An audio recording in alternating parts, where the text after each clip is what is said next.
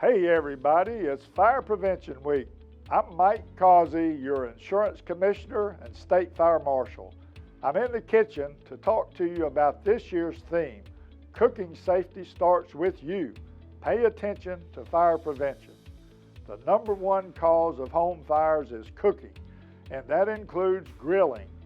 Here's a few simple steps you can take to protect your home and family. Always keep a close eye on what you're cooking.